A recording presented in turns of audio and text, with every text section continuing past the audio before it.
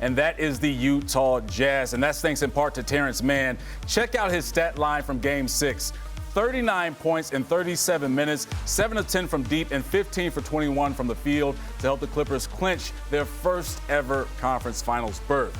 But let's talk about the Utah Jazz. Rudy Gobert got played off the court in crunch time because the Clippers and Tyronn Lue went small ball. So, Shams, what's the biggest priority for the Utah Jazz in the offseason?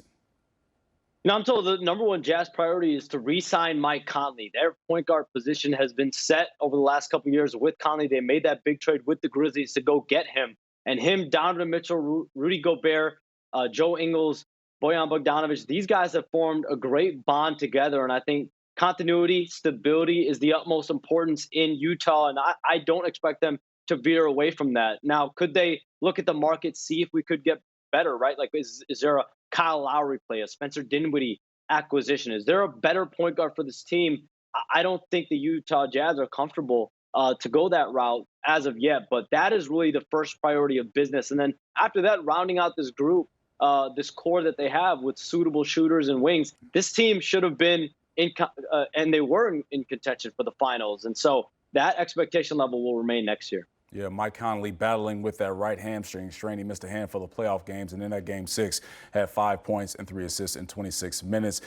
Pat, with this pairing of Donovan Mitchell and Rudy Gobert, we know that that's going to stay there. But for Quinn Snyder, what can he do to build around Rudy Gobert to keep him on the court when teams go small ball like the Clippers did?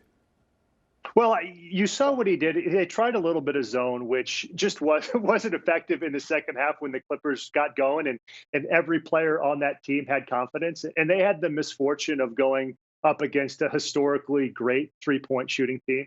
So, I wouldn't expect a lot of changes. They finished the season fourth in defense, and they were one of the best teams in the league, not only in limiting three-point field goal attempts, but also in opponent three-point field goal percentage. So what they had done all season had brought them to this point. They just had the misfortune of running into a team that schemed against them, and they had a player in Terrence Mann who got hot, and not to mention a guy like Reggie Jackson. So I think, when you look at this team, I think they can add a little bit better perimeter defense, especially if you watch that fourth quarter.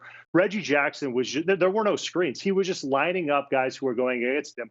The plan was to get the ball in the paint and then find three-point shooters. So I think if they can button up that a little bit more, this is going to be a group that you're going to see right back at the top of the standings in the West next year.